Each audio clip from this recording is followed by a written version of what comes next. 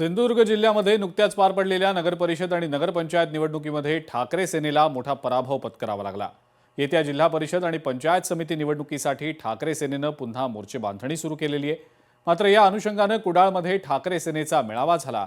एकंदरीत संपूर्ण राज्यात आणि शिवसेनेचा बालेकिल्ला असलेल्या सिंधुदुर्गात पक्षाला मिळालेल्या अपयशानंतर ठाकरे सेना ऍक्टिव्ह मोडवर आल्याचं पाहायला मिळतंय।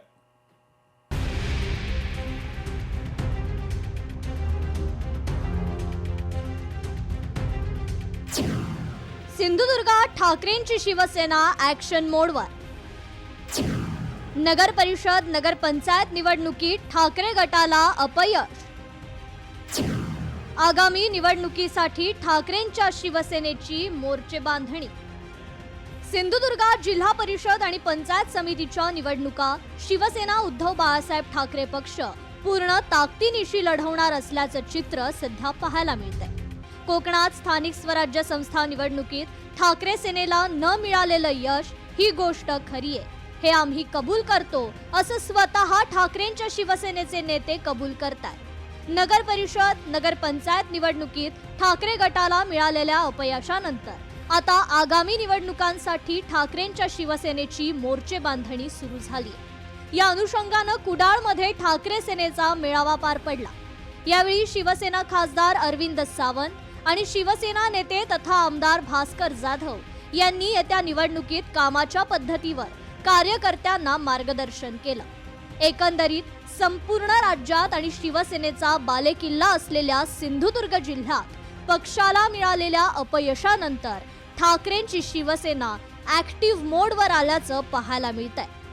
उद्धव बाळासाहेब ठाकरे यांचा पक्ष तोडण्याचा, फोडण्याचा, त्यांची माणसं विकत घेण्याचा, धाक दपटशाही दाखवून त्यांना त्या ठिकाणी नामोहरम करण्याचा प्रयत्न केल्यानंतर सुद्धा यश कमी मिळू दे परंतु यश मिळालं।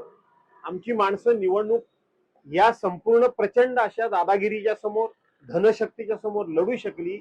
याचा अर्थ की शिवसेना प्रमुखांची पुण्याई आजही कोकणामध्ये आणि उद्धव बाळासाहेब ठाकरे यांच्या पाठीमागे आहे। कोकणात ठाकरे सेनेला यश नाही तर उभ्या महाराष्ट्रात यश मिळालेलं नाहीये। आम्ही या निवडणुकीत फार गंभीरतेनं आमचा पक्ष उतरला का, हा पहिला प्रश्न आहे। आमचा कुठलाही नेता प्रचारात फिरला नाही। सध्या बाजार सुरू असून लोकशाही आहे का? कारण याच जिल्ह्यात सत्ताधारी पक्षाच्या आमदारानं पैशाचं कसं वाटप केलं होतं हे दाखवून दिलं। तर त्यांनी भावही सांगून टाकला। तर विकत घेणारे आणि विकले जाणारे असा वर्ग जर उभा राहिला, देशाची लोकशाही कुठे राहिली याचा विचार सर्वांनी करावा असं आवाहन अरविंद सावंतांनी केलंय। कारण आमचा कुठलाही नेता आमच्या सगळं कुठल्याही प्रचारात आम्ही फिरलो नाही आणि कारण जे काही चालू आहे खर तर गेला बाजार ज्याला म्हणतात ना, त्यांच्याच नेतृत्वानं सत्ताधारी पक्षाच्याच आमदारांना पैशाचं वाटप कसं होतंय दाखवलं। एवढंच नव्हे तर त्यांनी भावही सांगून टाकला।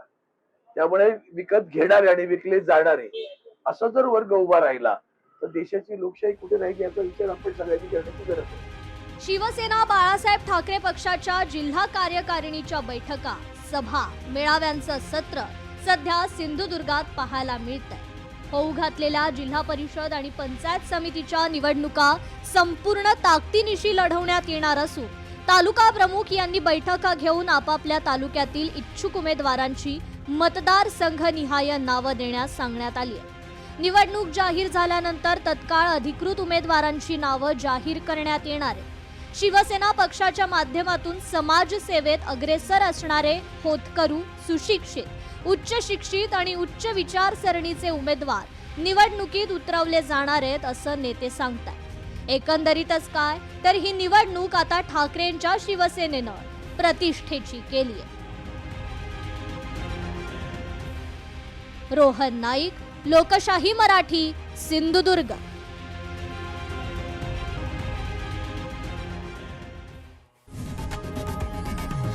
लोकशाही मराठी ऐका, पहा, जागरूक रहा।